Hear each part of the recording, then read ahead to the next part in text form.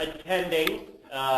This is a one in a webinar series that we're doing in 2014, where we are cycling through lots of different topics, covering small sessions of some of the more advanced topics in the application to kind of give people a preview and overview of different parts of the application. And as Cam mentioned, we'll be putting them up on the website under videos and also on the xTuple YouTube channel. Conducting this session today, I'm just giving a little tiny overview here, but conducting the session today is Mike Atherton. If you've ever attended a training session here at xTuple, Mike was your instructor more than likely. Mike is also the voice behind a lot of the videos that are out there on the website and that have been for a long time. So he's got that real radio-sounding voice. So I'm sure you'll enjoy his presentation style. He's been with the company for a long time, knows everything about the product, and every corner of the product is a real expert on this particular area as well. So we're grateful to have Mike here for this presentation. I'm going to talk just a little bit about xTuple just to kind of set the table for what we're looking at from an application perspective, and so everybody kind of understands that. On the webinar today in the audience, we have some existing xTuple customers. We have some people kind of new to the community. We have people from literally all over the planet participating here. So just want to do just a little bit of level setting, and then I'll hand it right off to Mike. So if you're familiar with xTuple or spent a little bit of time on the xTuple website, you may have kind of understood this. We have different versions of xTuple, right? We sometimes think of them as the small, medium, large, and extra large version of the same application. But they are all built on Postbooks, which is our entry-level product at the far end of this spectrum. And as you go left to right, you're adding in more capability, more functionality into the edition that you get. Postbooks, of course, is a free and open source product, so it's a solution that you can download from SourceForge and from GitHub and other places on the internet where you can find and download that solution and use it and run with it. The next versions up are commercial versions of software, and where you start to get into some of the more advanced functionality, and specifically relevant to our conversation today, it's where the planning tools start to come into effect. So Postbooks, you have accounting, you have CRM, you have light inventory capability, even light manufacturing capability, but no real planning tools built into the application. The distribution edition starts to give you some planning. It gives you really a single level plan that will make suggestions for what do I need to purchase, what do I need to make at a single level of a bill of materials, so more of a not very complex manufacturing environment. Also, what transfer orders might I need to make if I'm operating in a multi-facility kind of environment where I've got inventory in more than one location and I move it around.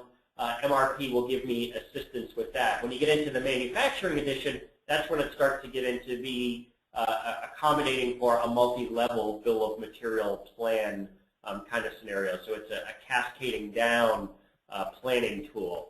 The Enterprise Edition encompasses all of the functionality from the previous editions, plus includes some add-on applications as well. So that's germane to the discussion today in terms of the planning solution. So really we will be looking at, from a planning perspective, I believe, the MRP functionality in the manufacturing edition. From a technology perspective, if you have seen xTuple before or used it or maybe have tried our free trial, you might have seen the different ways that you can access the application. For many years we have had a client-server view into the application. There's a desktop app that talks back to the database that's native to Mac, Windows, and Linux and runs terrific on all of those platforms. Over the last year, we've begun to roll out a fourth client option, which is a browser-based client. So accessing that same database now is possible not just through a desktop application, but also through a browser, which means a browser on a desktop or a browser on a modern mobile device such as a phone or a tablet. Talking all back again to the same database, and for xTuple, we honestly, it's not important to us where that database is. You can certainly host it on premises if you want to. xTuple has a cloud offering, or you can host it at a third party. So that's just kind of the technology infrastructure. Today, Mike is going to be showing the software using the desktop client. Not all of the MRP is yet available in the browser. It will be, but it's not all there yet today. So to get the full view of the MRP product, we'll be using and showing the desktop product. But when you license xTuple, you get the right to any of those views and versions of the software. There is also, just kind of conversationally, there's also an ability to get or to use an e-commerce type tool. xTuple offers xTuple e-commerce, which allows you to have a website which talks back to the ERP application. And where this comes into play with the planning systems is, whether somebody's taking an order over the phone, or you're entering a counter sale order, or somebody comes to your website and enters an order in. Those are all legitimate sources of demand, which is what triggers MRP, right? So your tied-in e-commerce system can be directly connected to and affect what happens when you run MRP, and Mike will show you a little bit of that.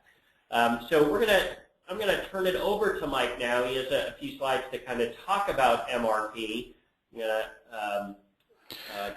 Hey, Wally, I'd like to jump in and ask a question if we can.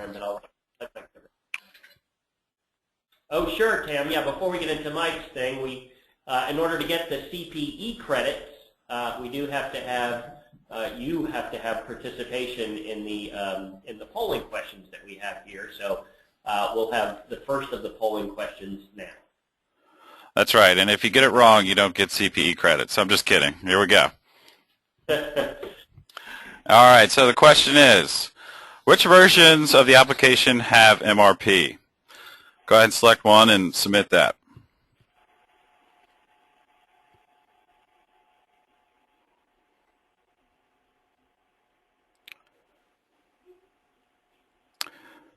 Okay, I think we've got most everybody.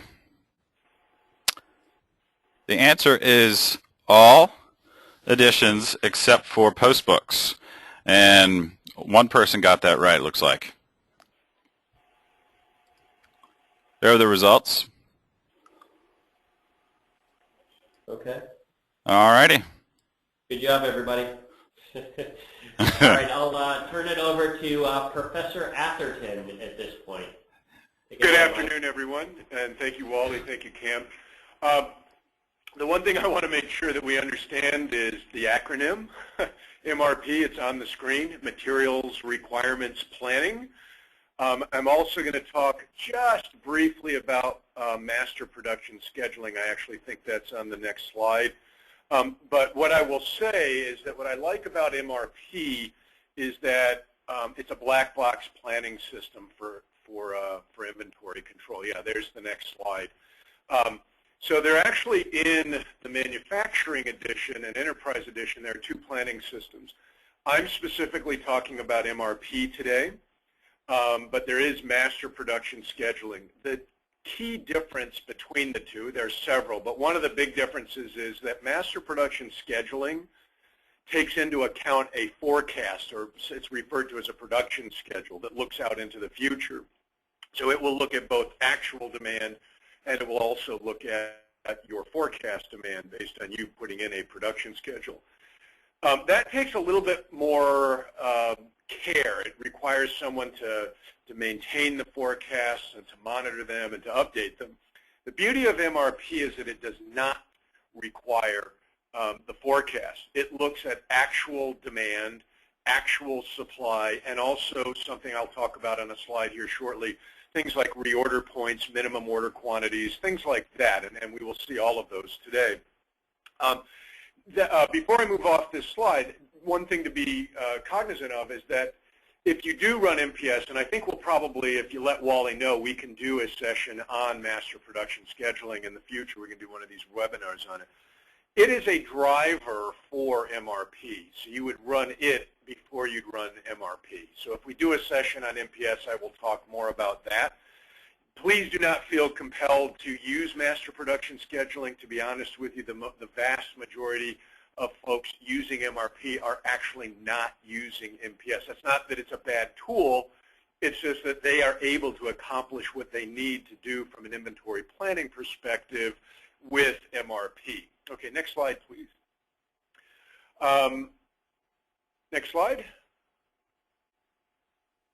Hello? There we go. Perfect. All right. Considerations. MRP is demand and order parameter driven. So actual sales orders are a form of demand. Work orders, the components in a work order are a form of demand. Transfer orders, actually, where you're transferring from one site to the other, that is actually a form of demand.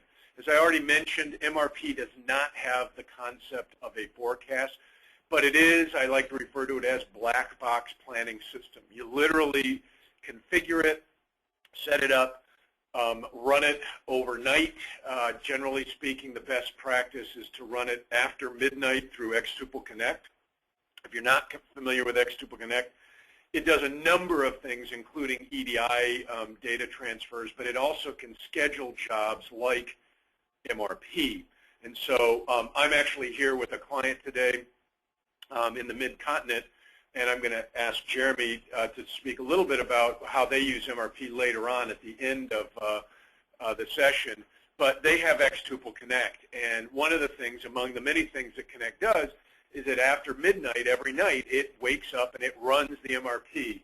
And in the next morning when Jeremy walks in and when his buyer walks in, they have a plan that's been generated overnight for them, and we'll actually see that. It's simple and it's hands-off. Next slide, please.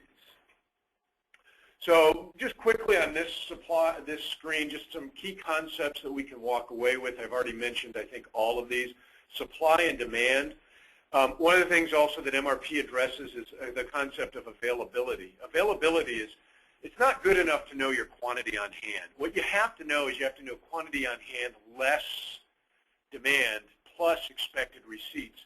And you also need to be able to aggregate that across higher levels, because the same component or subassembly may be consumed into many higher level items, and then that demand may be over a period of time. Obviously, you booked orders that may go out into the future. You've got work orders that have planned start and due dates, and sales orders with purchase orders with expected receipt dates, etc. So one of the things that MRP does that's difficult for a human to do is to take into account quantity on hand and then calculate that availability over time. Okay, and takes into account each item's lead time. It generates a set of planned orders for you. I'll show you that shortly. And then what you end up doing is releasing those orders to become actual purchase orders, actual work orders, actual transfer orders. One other thing that I will point out to you is that we can do a make or buy. So if MRP says, hey, this is normally a purchased item, but you've got a shop in the back where you can actually maybe fabricate those flanges that you normally buy, you can actually, in the plan itself, say, you know what, I know that our supplier is having a problem or whatever. Instead of purchasing it this time, I'm going to have the guys in the back, we've got a little excess capacity, I'll actually turn it into a work order instead of a purchase order. So it can do that. And then finally, the big thing that's nice about MRP is the order modifiers, the item site settings, and I will show those to you also. I think this is my last slide. Is there another one?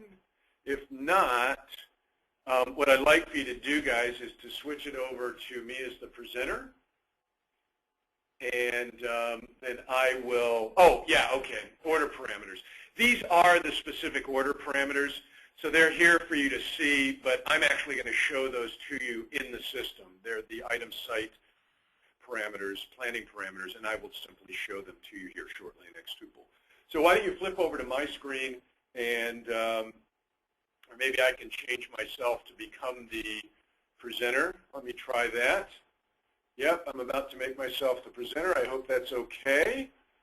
And the screen that I'm going to show, oh, wait a minute, wrong screen. I apologize, everyone. I meant to show that screen. All right. Guys back in the office, can you verify that you are? We do have one question, Mike, before you start into showing the software. Fire away. All right, so the next polling question is,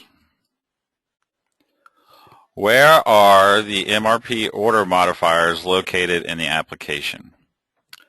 Item source, item master, vendor master, item site.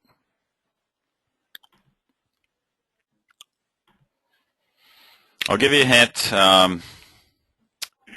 Mike just gave it away here just a few minutes ago. All right, looks like we've got half of the votes in. We're waiting on the other half. Let's see, I wonder if I can vote. All right, let's go ahead and close it. Okay, if you said, the answer is item site. Yeah, it's in the item site. Thank you, Cam. If you said You're item welcome. master, you were close. But what we want to do is, keep in mind that the item master is the global record for an item. The item site specifically defines an item at a given site. And the order modifiers like reorder points and order up tos and things like that, well, let me show them to you. Are you guys seeing my screen? Wally, are you seeing xTuple here? Hey, Mike, I can see your screen. You look good. Okay, great. Thank you. All right, so let's just open these up. This is an excellent segue. I'm just going to take a normal purchase item in the training database. T-box 1 should do the trick. So this is the item master in that question, but keep in mind that we may transact T-box 1 at numerous sites. In fact, an item where I do that is, say, Y truck 1, and we actually inventory Y truck 1 at a couple of retail outlets, distribution center, and also the main manufacturing facility. So it can have a different, in the item site record, under the planning tab, we can indicate first that it's planned through MRP, and then we can establish the order parameters. So what its reorder point is. When it drops below this level, that's a signal to MRP that we need more. What the order up to is, if we order more, how much do we order? And the rule of thumb here is that it will order enough to cover current demand plus enough to get you back to that order up to level. There are also concepts like minimum order quantities, which I don't want you to confuse those with the minimum order quantity in an item source record. That's the minimum order quantity that a specific supplier has with you for that item. This is the minimum order quantity that globally MRP for this item at this site will order. So it'll never plan an order for you that's less than that minimum order quantity. Maximum order quantity simply means that no single order will ever be more than that quantity. And then probably the most useful one is order multiplier. This one is frequently used if, suppose that you inventory in eaches, but you buy it normally in cases and or skids, and the skid or case quantity is 100. So you can basically say to MRP, look, if we need 137, order 200. If we need 247, order 300, etc. So these order modifiers enable you to configure MRP so that you can fine-tune it, and the advice that it gives you is a good plan that meets your requirements. The other thing that I'll talk about is lead time. This is the time it takes you to either buy or manufacture this item. So if it's an item that you buy, it's from the time you drop the PO with the supplier to the time it's available for use in your site. If it's a manufactured item, this is simply the normal lead time. If you dropped an order to the shop today, it would come out in X number of days, assuming that we didn't make it an emergency, just the normal ebb and flow of the shop. How many days would it take to make it? One word of advice, a lot of people confuse this with either cumulative lead time, so they put all the lead times of purchased items and sub-assemblies into this, or they make the mistake of saying, well, it only takes us 3 hours to make this thing, so it has like 1 or 0 as the lead time. Yeah, that's only true if everything's an emergency. Most shops have a sort of a normal lead time for certain types of items, and that's what you enter here. So those are the order modifiers in the item site record. I was actually going to start, but Cam's question was a good segue. I was actually going to start with the output. So if I look at this icon here, the little red manufacturing plant, the second one here, I've actually already I ran in this database last week, I ran an MRP so I'd have something to show you. And these are the planned orders. So these are what we release to purchase requests and then purchase orders, or to manufacturing, or even to transfer orders. One of the things that you can configure MRP to do is, if you have a more complex, and I think, Jeremy, you guys actually do this, they have a number of stocking facilities besides the one here in Oklahoma City where we are right now, and they set up reorder points for one in Texas and a couple of others. When that item drops below a reorder point at that other facility, it says, well, we don't purchase it there, and we don't manufacture it there. That is actually done back here in Oklahoma City. Give me a transfer order and tell me how much and when I need to move from Oklahoma City to my facility in Kilgore. And Jeremy is nodding his head yes, saying, yep, that's exactly what we do. So there are actually 3 types of planned orders, and you see all 3 on the screen. From here, you would right-click, and then you would go through a releasing process to move the plan into an actual order. Now, one of the things I'd also like to point out is that if I edit this order right here for T sub 1, notice that I could also convert that to a work order. This is an item that we've actually specifically said at this site that while we normally purchase it, it can also be manufactured there. So a purchased item can have a bill of material and a bill of operations. And if we've got maybe a little extra capacity in the plant, I could say, let's go ahead and flip this to a work order. I'd save it, and then I'd release it, and it would turn it into a work order, not a purchase order. So that's another bit of flexibility that MRP actually gives you. Where did these orders come from? I mentioned to you that they get run every night through xTuple Connect, which is what Jeremy does.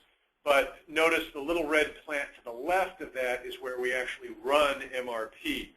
And I can run it for all sites and give it a cutoff date.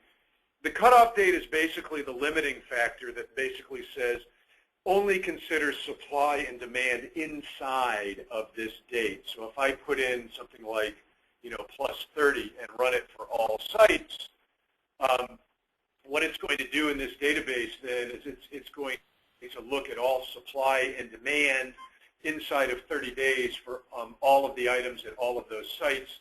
And it looks like, notice that my planned orders have changed slightly. It could be that some of the demand went away, or I may have processed another order that accommodated that requirement. But that's what happens after you run MRP, is that it deletes your previous plan and replaces it with whatever the current plan ought to be. It also has a concept of exception reports. These are reports that look at actual purchase orders and work orders and make suggestions about perhaps replanning those. So it may be that I have an actual PO for a quantity and a date. MRP is configured not to touch real POs, but it can generate advice saying, hey, the demand went away, you need to push this PO out, and perhaps you need to cancel it. Or, hey, there's some additional demand, maybe what you need to do is move the start date on this PO in. So that's what those exception reports are in MRP, and they show up under the scheduling module underneath the various reports on expedite exceptions, reorder exceptions, etc. The other thing that I wanted to point out to you is one other thing on the screen where we're actually looking at our planned orders themselves. And that is that if you right-click on one of these orders, what you also end up with is an option for running availability.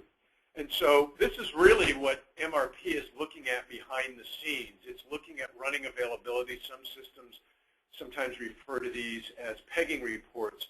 But it's looking at supply and demand going forward through a period of time, and it's calculating that availability number that I was talking about earlier.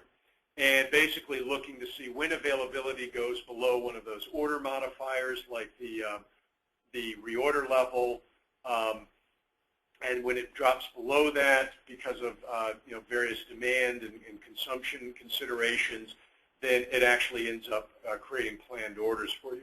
So in other words, why did MRP plan this planned work order for 100 units of T sub 1? Because there's a higher level work order that actually requires that T sub 1. And in fact, it's a work order, it's an actual work order 50252 to make 100 Y trucks. So this subassembly goes into that Y truck. If we don't buy,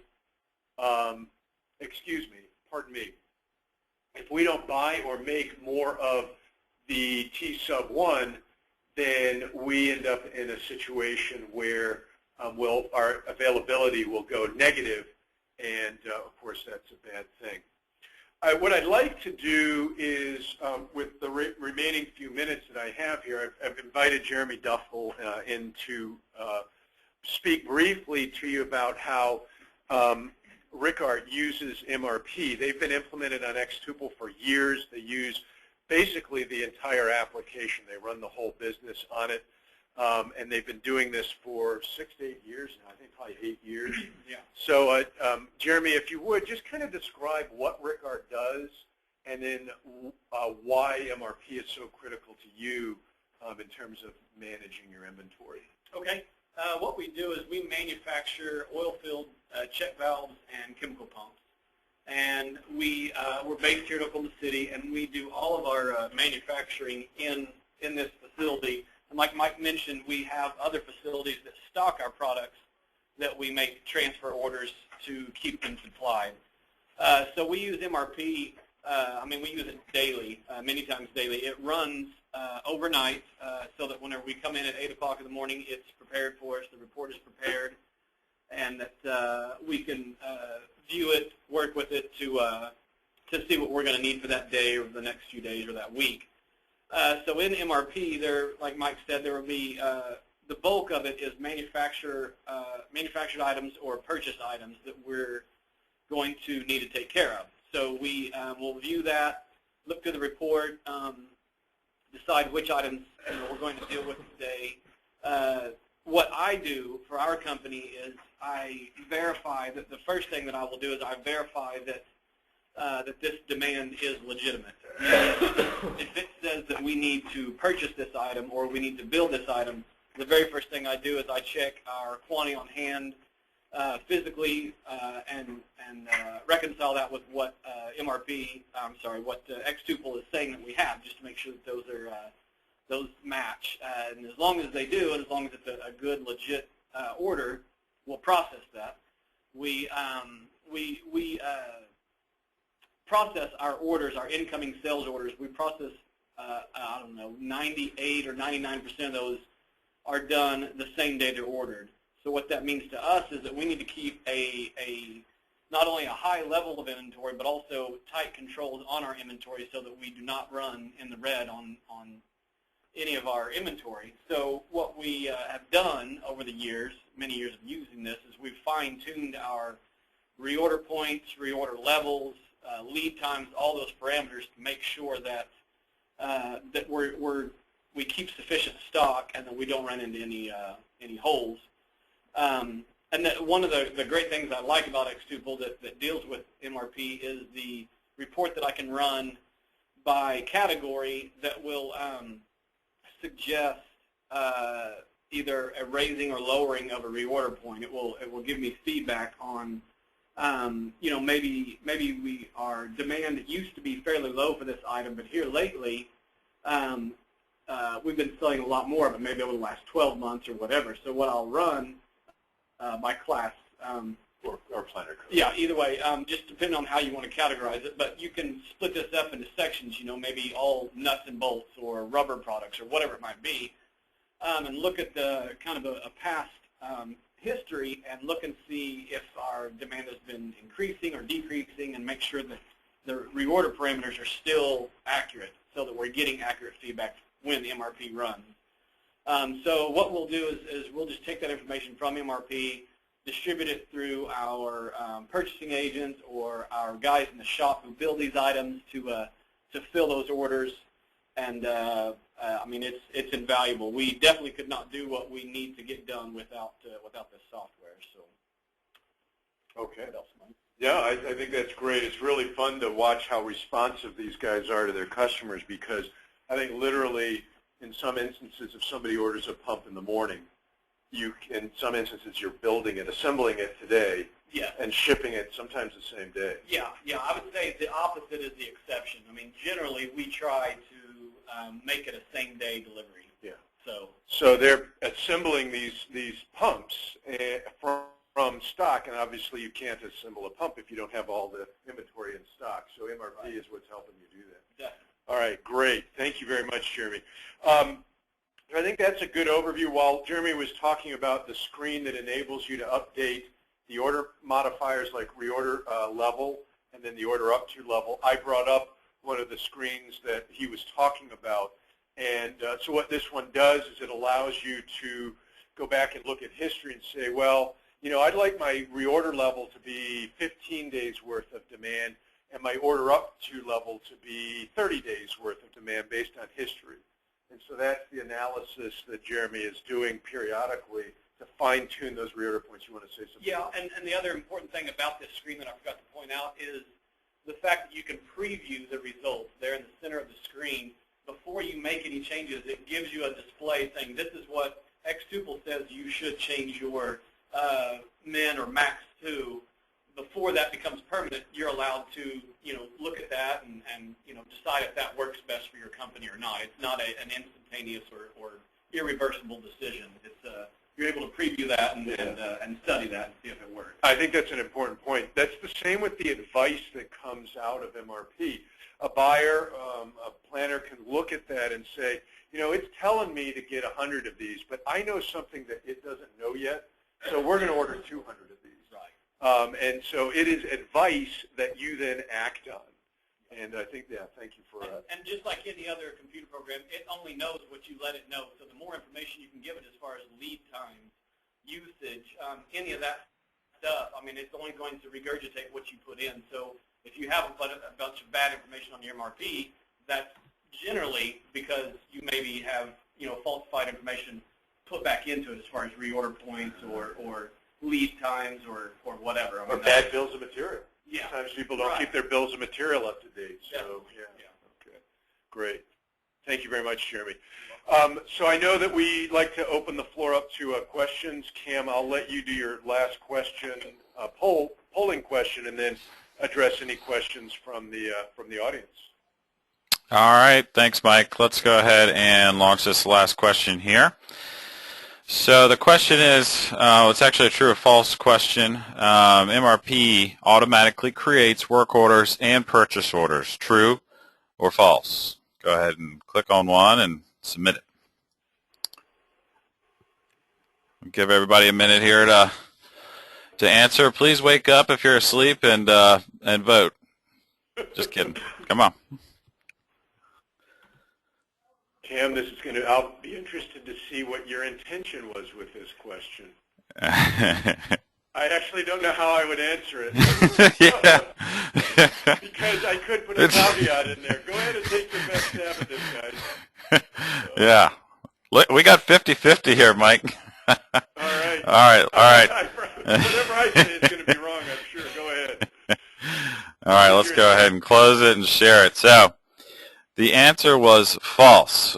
So MRP doesn't automatically release purchase and work orders. It does suggest what work orders and purchase orders you should then release. So you need to release those after MRP does its suggestion. Let me just follow up on that real quick. So I just opened up the planned order screen, and so this is good to reinforce this point. This is the advice that it's giving you. We could call these POs and work orders, but they're not. They're planned POs and work orders, and they don't become POs, work orders, or transfer orders until you go through the releasing process. So that's an excellent question. All right, and then we'll let's go ahead and let's see if we have any questions here. And if you have any questions, feel free to raise your hand or go ahead and submit a question in the question box there.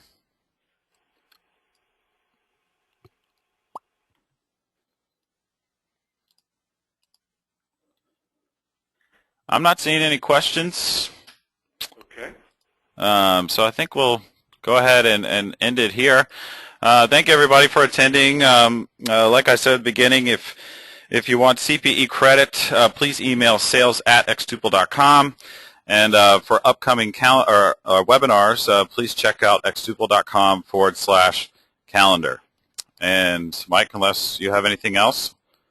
No, I think that's it. I'm happy to answer any questions if there are. If not, we'll see you on a future webinar. Thank you. Great. Thank you, everybody. Bye. Bye-bye.